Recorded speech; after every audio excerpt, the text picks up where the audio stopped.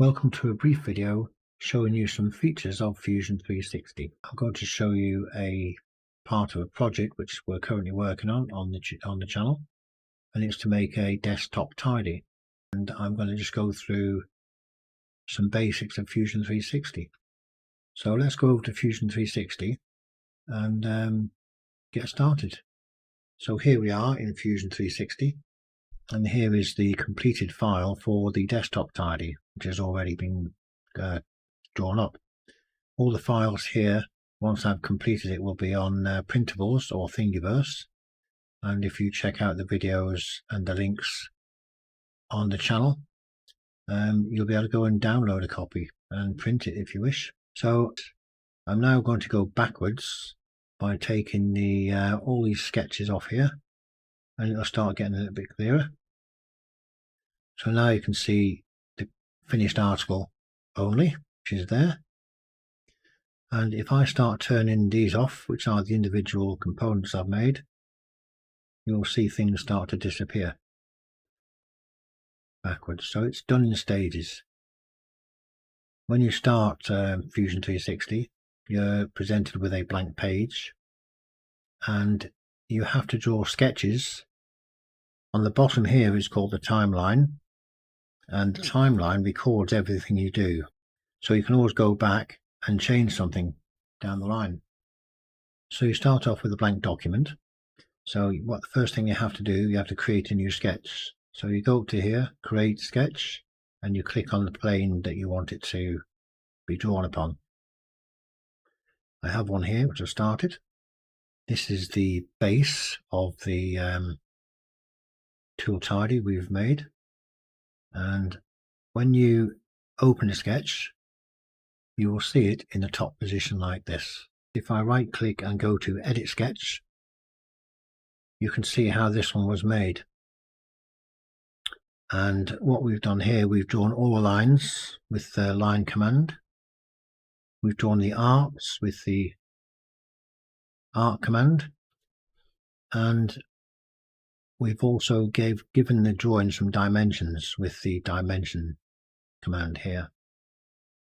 So when you've got your sketch, the layout, and if you've seen the video for the tool tidy, you'll see we drew this out on a bit of paper, and all we're doing is transferring the paper to a electronic drawing.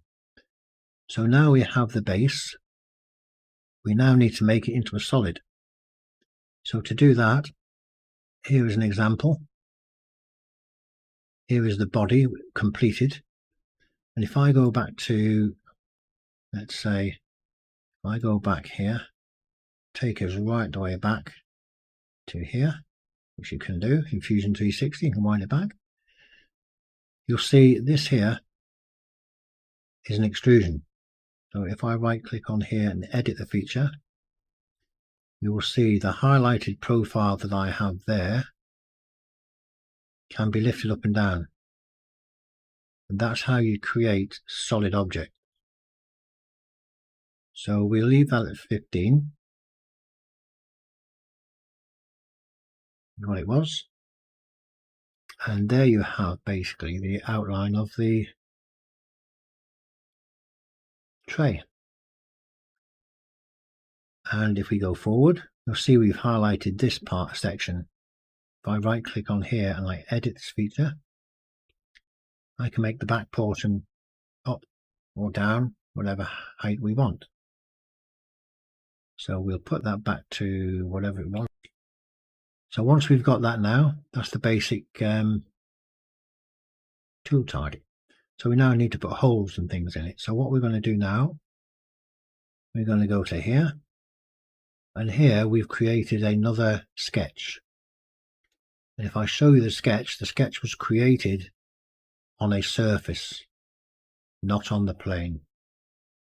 And all we've done, we've drawn these circles on here in an orderly fashion, and the same as we did with the previous sketch. If I edit this extrude feature here, you'll see here's the extrusion, and that is the height of the holes you're putting into that solid piece of object you've created. I can make that any height, or I can put the hole right the way through, like that. If you can see the holes right the way through. But we're not going to do that. That's just showing you an example of how we create the holes within Fusion 360. So we then created another sketch. So we'll show that sketch. Here's the next sketch. And this was where we sketched out the trays. And if I turn this body off here, you'll see there's the sketch for the trays. So all I've done is drawn squares on here, and I'm now going to extrude them. And if I go forward and turn the these on, you will see I've extruded that into a square.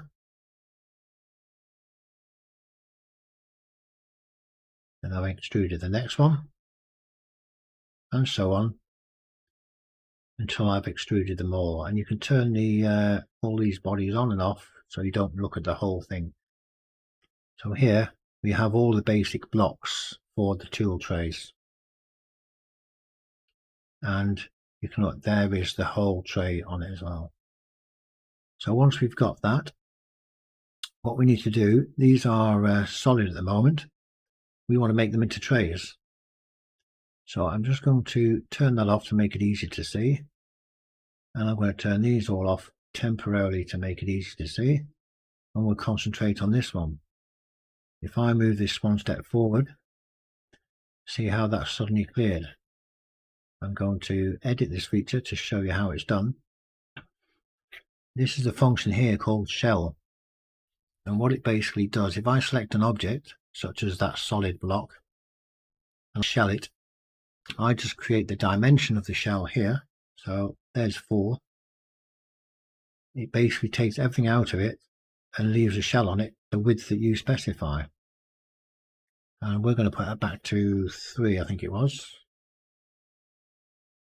So yeah, that's what you do with all of them. And if I turn these bodies back on,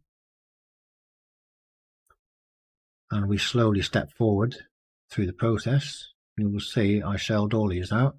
See here, I've beveled all the edges of the trays, or the tops. And I've done that with all the trays, so we'll just advance forward to here. So if we want to just see what that is, we can just move this up and down here. So there is the tray. You can see it's a tray basically. So we have the trays. Now we need to make the inserts for the tool holders. And that's on another sketch. So we advance forward a bit more. And here we are. I'll turn the sketch on. And I'll also turn on this body here and these off to make it easy to see, because we're not working on them at the moment. We don't want that sketch in the way. So now what I've done, I've created a sketch on this face here, the top of this rear part. Now I've made big 20mm holes here, and I'll tell you for why.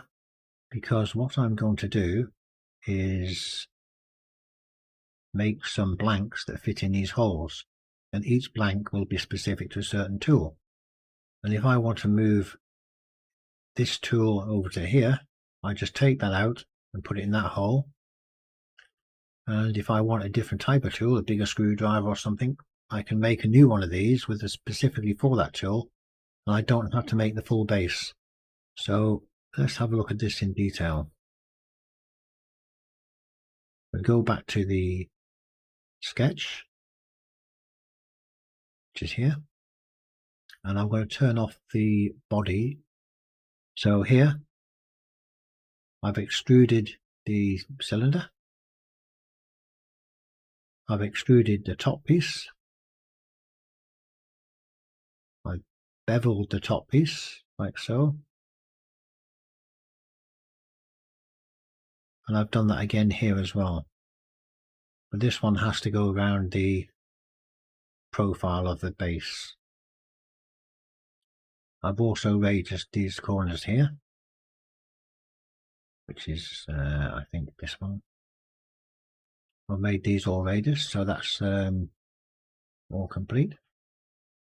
And if I now go to the very end,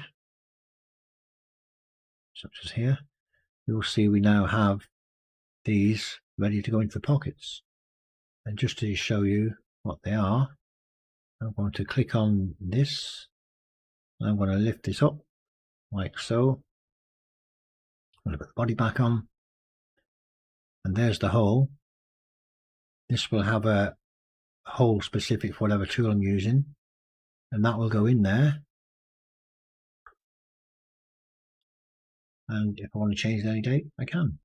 I'm just going to put this all back to normal, get all the bodies shown and all the sketches off. There you have it.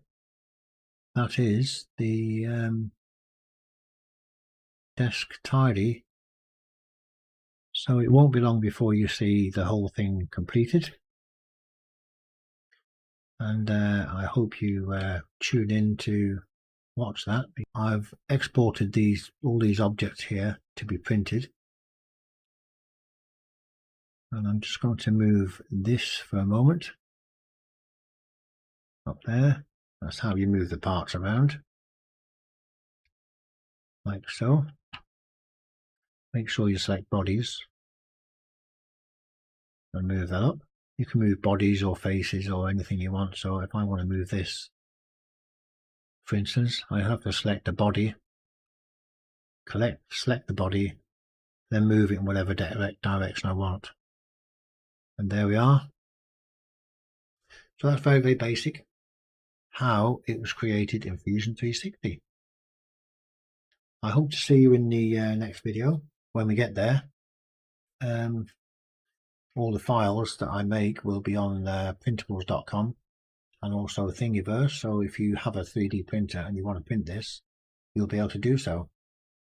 So thank you for watching, and I will see you in the next one. Bye for now.